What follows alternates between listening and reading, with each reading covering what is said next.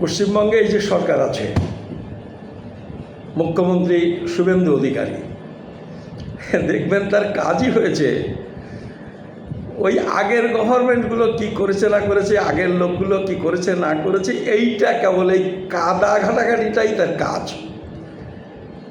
উনি কি করবেন, কিভাবে এগোবেন, এইটা নিয়ে তুলনামূলকভাবে উদ্যোগ কম।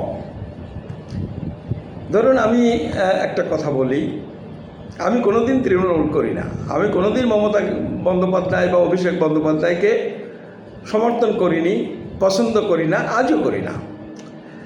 কিন্তু আমি যুক্তির জন্যে, তর্কের খাতিরে আমি বলছি, আজকে অনেকগুলো কেস হয়ে গেছে এবং মুখ্যমন্ত্রী বারবার বলছেন, বিধানসভার মধ্যেও বলছেন যে এই যে শুভেন্দু অধিকারী, এই যে অভিষেক বন্দ্যোপাধ্যায়, এপিবি আনন্দ, সেইগুলো নিয়েই বারবার দেখাচ্ছেন তিনি কোথায় হেট স্পিচ দিয়েছেন,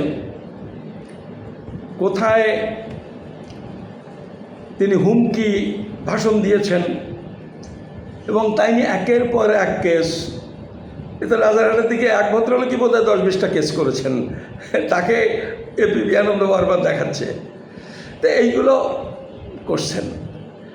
আমি অভিষেক বন্দ্যোপাধ্যায়ের এই যে হুমকি, এই যে হেট স্পিচ তিনি যেগুলো দিয়েছেন, আমি সেগুলো নিন্দা করি, সমর্থন তো করিই না। কিন্তু এই যে শুভেন্দু অধিকারী, তিনি যা বলছেন, এই যে শুক্রবারই, এই যে যাকে তাকে জামাতি ইত্যাদি ইত্যাদি যেগুলো বলছেন, এইগুলো হেট স্পিচ নয়? তা তার বিরুদ্ধে কী ব্যবস্থা হচ্ছে, এইটাও তো ব্যবস্থা নেওয়া দরকার। উনি একদম পরিষ্কার করে বলছেন, আর যার যাই হোক, আমি তৃণমূলকে শেষ করে দেব। এইগুলো হুমকি না? এইগুলো একজন মুখ্যমন্ত্রী হিসেবে, আমি একটা দুটো কথা বললাম, একজন মুখ্যমন্ত্রী হিসেবে এরকম বারে বারে যে তিনি কথাগুলো বলছেন, এই কথাগুলো হুমকি ভাষণ, হুমকি বক্তব্য এবং হেট স্পিচ, যেটা বিশেষ করে মুসলমান সম্প্রদায়ের বিরুদ্ধে তিনি যেভাবে কথা বলছেন, একজন মুখ্যমন্ত্রী হিসেবে এই কথা তিনি বলতেই পারেন না। আমাদের দেশের সংবিধান, আইন কানুন একেবারেই সমর্থন করে না।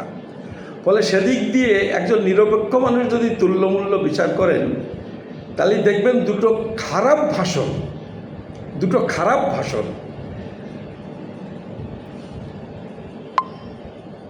যে খারাপ ভাষণ দুজনের মধ্যে তুলনা করে বলছি, যেটা অভিষেক বন্দ্যোপাধ্যায় বলেছেন, তার থেকে অনেক গুণ বেশি খারাপ কথা বলছেন মুখ্যমন্ত্রী। উনি একজন রাজনৈতিক নেতা হিসেবে বলেছেন, না ইনি মুখ্যমন্ত্রী হিসেবে কথা বলছেন, এসব বাজে কথা বলছেন। ফলে এইসবগুলো বন্ধ হওয়া দরকার।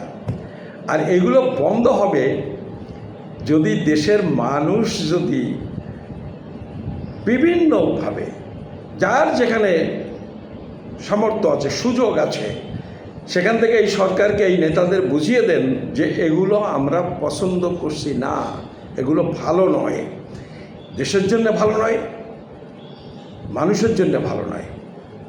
এই কথাগুলো বলবার জন্য আপনাদের সামনে এসেছিলাম। আপনাদের নমস্কার, ধন্যবাদ।